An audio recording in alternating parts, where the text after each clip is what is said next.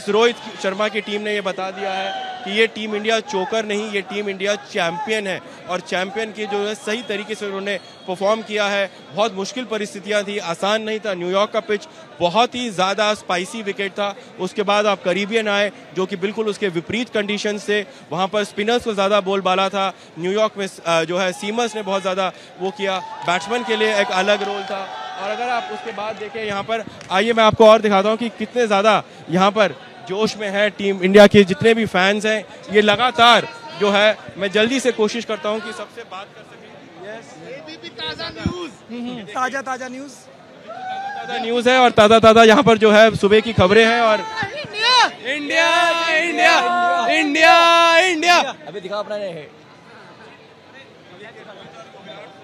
Request भी की जा रही है कि वो क्विट ना करे T20 फॉर्मेट से, लेकिन वो ये एक ऐसा फैसला है जो विराट कोहली ने टीम इंडिया को इस टूर्नामेंट की शुरुआत में ही बता दिया था कि वो ये उनका आखिरी T20 मैच है, ये टूर्नामेंट रहेगा। उसके बाद चाहे इंडिया जीते या नहीं जीते, और पूरी तरीके से कोशिश थी यहाँ पर टीम इंडिया की कि राहुल द्रविड़, रोहित शर्मा, विराट कोहली, जो 3 लेजेंड्स हैं टीम इंडिया के, उनके लिए एक बी फिटिंग हो। 2011 में मुझे याद है कि जब सचिन ने चुपचाप टीम को बता दिया था कि ये उनका आखिरी विश्व कप है, इस विश्व कप के बाद वो रिटायर हो जाएंगे, तब भी जो है बहुत ज़्यादा कोशिश थी टीम इंडिया की तरफ से कि वो काफ़ी फोकस रहे, एक फिटिंग फेयरवेल दे सके लेजेंड को। उन्होंने दिया और उसी तरीके से लेजेंड हैं विराट कोहली और रोहित शर्मा, और उसको एक बहुत फिटिंग फेयरवेल दिया। और इसीलिए मैं ये कह रहा हूँ कि जब आपको बहुत ज़्यादा मेहनत करनी पड़ती है, बहुत ज़्यादा इंतज़ार करना पड़ता है। मैं आपको ये बता दूँ कि रोहित शर्मा वैसे तो बहुत ज़्यादा एक इमोशनल प्लेयर है, विराट कोहली बहुत ज़्यादा इमोशनल है, और लेकिन इतना इमोशनल माहौल मैंने ड्रेसिंग रूम में नहीं देखा। शायद उतना माहौल मैंने 2023 के फाइनल में देखा जब टीम इंडिया हारी। तो और इसीलिए मैं कह रहा हूं कि ये बहुत ज़्यादा इंपॉर्टेंट और बहुत ज़्यादा इमोशनल ये मोमेंट है। कपिल पाजी भी हमारे साथ जुड़ चुके हैं। कपिल पाजी, 83 में तो मैं बहुत ज़्यादा छोटा था जब आप पहली बार जो है आपने टीम इंडिया को ये जिताया, और ये देखिए कि तालियां भी बजनी शुरू हो गई, क्योंकि अब जो है तुरंत अपडेट दे दिया गया है कि टीम इंडिया अब किसी भी वक्त आ सकती है। बट मैं आपसे ये पूछना चाह रहा हूँ कि जब आप एक बड़ा टूर्नामेंट खेल के जीत के आते हैं और उसके बाद जब फैंस आपके लिए स्वागत करते हैं, तो वो फीलिंग कैसी होती है प्लेयर्स के लिए? तेव्हा सज्ज झालेलं आहे विमानतळाच्या बाहेरचं हे दृश्य। कुठल्याही क्षणी आता टीम इंडिया ही आता विमानतळाच्या बाहेर येणार आहे आणि त्यानंतर एकच जल्लोष जो आहे, विजयोत्सव जो आहे, त्याला खऱ्या अर्थानं सुरुवात होणार आहे। काही क्षणापूर्वी आपण त्या प्लेयर्सचा विमानाच्या आतला देखील एक्सक्लुझिव्ह व्हिडिओ पाहिलेला होता।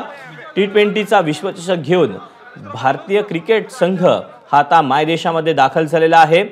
वानखेडे स्टेडियमवर रोहित सेनेचा गौरव देखील केला जाणार आहे संध्याकाळच्या दरम्यान। तर सकाळी 11 वाजता टीम इंडियाचं कौतुक करण्यासाठी, त्यांना पुन्हा शाबासकी देण्यासाठी पंतप्रधान नरेंद्र मोदी हे देखील संपूर्ण टीम इंडिया सोबत ब्रेकफास्ट करणार आहेत, त्यांच्याशी संवाद देखील साधणार आहेत।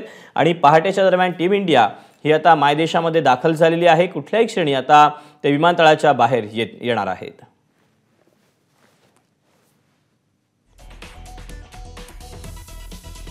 5:15 वाजता दिल्लीमध्ये टीम इंडियाचं आगमन झालेलं आहे आणि त्यानंतर ते आता कुठल्याही क्षणी बाहेर येतील।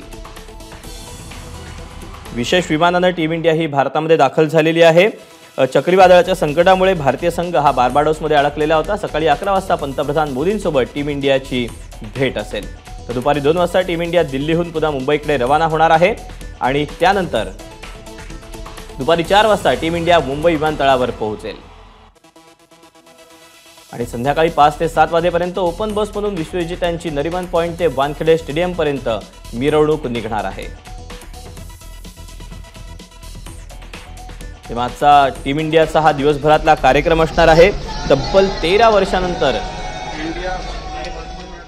टीम इंडियानं T20 वर्ल्ड कप मध्ये भारताला विश्व कप जिंकून दिलेला आहे आणि भारतीय संघ हा आता मायदेशामध्ये दाखल झालेला आहे, विमानतळाच्या बाहेर पोहोचतो आहे।